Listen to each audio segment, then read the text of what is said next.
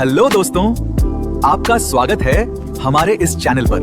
आपको हमारा वीडियो पसंद आए तो लाइक करें और साथ में सब्सक्राइब भी करें। अच्छा, कभी ये सोचा है कि एक बेजान पत्थर और एक दौड़ते हुए जानवर में असल में फर्क क्या है? सिर्फ हिलने डुलने का? नहीं, फर्क इससे कहीं ज्यादा गहरा है। फर्क है जीवन का। देखिए, किसी भी जीव को जिंदा रखने वाली जो प्रक्रियाएं हैं ना, वो एक बहुत ही कमाल की जटिल मशीनरी की तरह काम करती हैं। तो चलिए, आज हम इसी मशीनरी के अंदर झांक कर देखते हैं। तो सीधा सवाल यही है, जिंदा या जीवित होने का आखिर मतलब क्या है? क्या ये सिर्फ हिलना डुलना है? बिल्कुल नहीं। असल में ये उन अदृश्य मॉलिक्यूलर लेवल की हलचलों के बारे में है जो हमारे अंदर हर एक पल चलती रहती हैं। और जानते हैं, यही वो चीज है जो असल में जीवन को बनाती है। और इन सभी हलचलों को, इन मूवमेंट्स को बनाए रखने के लिए जो प्रक्रियाएं होती हैं, उन्हें ही हम कहते हैं जैव प्रक्रम या लाइफ प्रोसेसेस। ये वो सबसे जरूरी काम है जो जिंदा रहने के लिए बिना रुके चलते रहने चाहिए। जैसे कि ऊर्जा के लिए पोषण, फिर उस ऊर्जा को निकालने के लिए श्वसन, पोषक तत्वों को हर कोशिका तक पहुंचाने के लिए परिवहन, और हाँ, जहरीले कचरे को हटाने के लिए उत्सर्जन। ठीक है, तो एक एक करके इन्हें समझते हैं। सबसे पहले बात करते हैं पोषण की। देखिए, सीधी सी बात है, हर जिंदा चीज को काम करने के लिए चाहिए फ्यूल, ईंधन। ठीक वैसे ही जैसे एक कार को चलने के लिए पेट्रोल चाहिए होता है। और हमारे लिए ये ईंधन कहाँ से आता है? भोजन से। अब ये ईंधन पाने के भी ना दो बेसिक तरीके हैं। एक तरफ है स्वपोषी यानी ऑटोट्रॉफ्स, जैसे कि हरे पौधे। ये कमाल के हैं। ये कार्बन डाइऑक्साइड और पानी जैसी सिंपल चीजों का इस्तेमाल करके अपना खाना खुद बना लेते हैं। और फिर दूसरी तरफ है विषमपोषी यानी हेटेरोट्रॉफ्स, जैसे कि हम सब और बाकी सारे जानवर जो अपनी एनर्जी के लिए दूसरों पर निर्भर रहते हैं।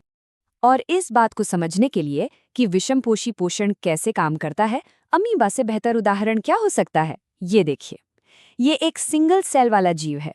जैसे ही इसे भोजन का पता चलता है, ये अपने सूडोपॉड्स मतलब एक तरह के नकली पैर बनाकर उसे चारों तरफ से घेर लेता है। फिर उसे एक फूड वैक्यूल में बंद करके बस पचा लेता है और सारे पोषक तत्व सोख लेता है। कितना आसान और कितना असरदार है ना? चलिए, तो खाना शरीर के अंदर आ गया, लेकिन ये तो बस रॉ मटेरियल है, कच्चा ईंधन। अब इस खाने को इस्तेमाल करने लायक एनर्जी में बदलने का जो प्रोसेस है, उसे हम कहते हैं श्वसन। और एक बात साफ कर दूं, ये सिर्फ सांस लेना और छोड़ना नहीं है। नहीं, ये एक सेल्यूलर लेवल की प्रक्रिया है जहां असली जादू होता है। तो श्वसन से जो एनर्जी निकलती है, वो एक बहुत ही खास मॉलिक्यूल में स्टोर हो जाती है, जिसका नाम है एटीपी। इसे आप सेल की एनर्जी करेंसी समझ सकते हैं, या फिर एक रिचार्जेबल बैटरी की तरह। जब हमारे सेल्स खाने को, जैसे ग्लूकोज को तोड़ते हैं, तो उससे निकलने वाली एनर्जी इसी एटीपी में पैक हो जाती है। और फिर यही एटीपी हमारे शरीर के हर छोटे बड़े काम को पावर देता है। अब ये एटीपी बनाने के भी दो मेन तरीके हैं। पहला है वायवीय श्वसन यानी एरोबिक रेस्पिरेशन। ये ऑक्सीजन की मौजूदगी में होता है माइटोकॉन्ड्रिया के अंदर, और इससे ढेर सारी एनर्जी बनती है। और दूसरा है अवायवीय श्वसन यानी एनारोबिक। जैसा कि नाम से जाहिर है, ये ऑक्सीजन के बिना होता है और इसमें एनर्जी भी काफी कम बनती है, जैसे कि फर्मेंटेशन के दौरान यीस्ट में होता है। ठीक है, तो अब हमारे पास एनर्जी भी है और पोषक तत्व भी। पर सवाल ये है कि इन्हें शरीर के हर कोने तक, हर एक सेल तक पहुंचाया कैसे जाए? इसके लिए चाहिए एक शानदार ट्रांसपोर्ट सिस्टम, एक बेहतरीन डिलीवरी नेटवर्क। और इस पूरे नेटवर्क का जो सेंटर है, जो इंजन है, वो है हमारा दिल, मानव हृदय। ये एक मस्कुलर पंप है जो बिना थके पूरी जिंदगी 2400 घंटे काम करता रहता है, ताकि शरीर के हर हिस्से तक खून पहुंच सके। सच में एक कमाल का अंग है ये। यहाँ इस डायग्राम में हम दिल की जटिल बनावट को देख सकते हैं।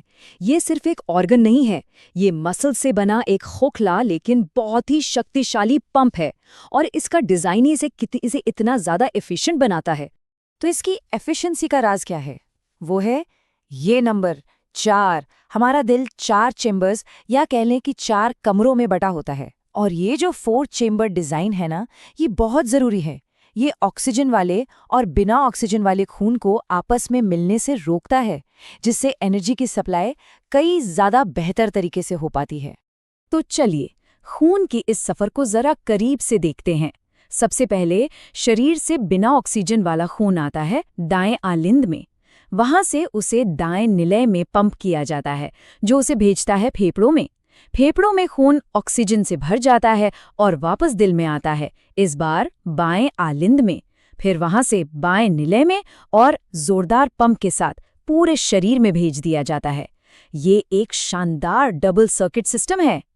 तो दिल ने पोषक तत्व और ऑक्सीजन तो पहुंचा दिए, लेकिन सोचिए, जब भी कोई फैक्ट्री काम करती है तो कचरा भी तो निकलता है ना? ठीक वैसे ही एनर्जी बनाने की इस प्रक्रिया में भी वेस्ट प्रोडक्ट्स बनते हैं, और इस कचरे को शरीर से बाहर निकालना उतना ही जरूरी है जितना कि ईंधन पहुंचाना। और बस इसी प्रोसेस को हम कहते हैं उत्सर्जन।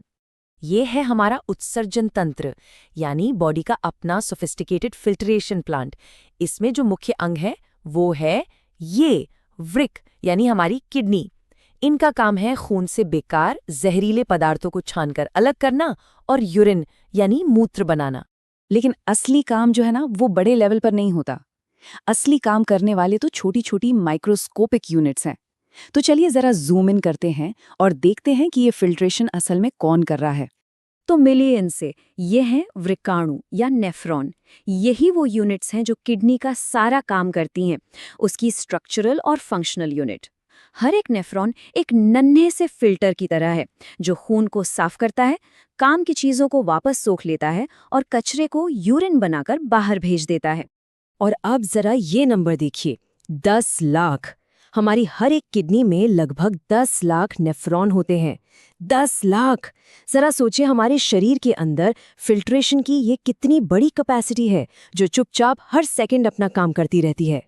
तो अभी तक हमने इन सभी प्रक्रियाओं को अलग अलग देखा, पर जिंदगी की असली खूबसूरती इसमें नहीं है, बल्कि इसमें है कि ये सब एक साथ कैसे काम करते हैं, एक दूसरे से जुड़कर एक परफेक्ट बैलेंस बनाकर। एक बार फिर से देखें, पोषण से मिला ईंधन, श्वसन ने उस ईंधन से निकाली एनर्जी, परिवहन ने उस एनर्जी और संसाधनों को सब जगह बांटा, और उत्सर्जन ने पूरी प्रक्रिया से निकले कचरे को साफ कर दिया। इनमें से एक भी प्रोसेस दूसरे के बिना काम नहीं कर सकता। ये सब मिलकर ही जीवन का वो अद्भुत संगीत बनाते हैं। और ये सब हमें एक आखिरी और बहुत गहरे सवाल पे लाके छोड़ देता है। आखिर ये इतना कॉम्प्लेक्स और ऑटोमेटिक सिस्टम हमारे जीवन के हर एक सेकंड में अपना ये परफेक्ट बैलेंस बनाए कैसे रखता है? शायद ये जीवन के सबसे बड़े अजूबों में से एक है।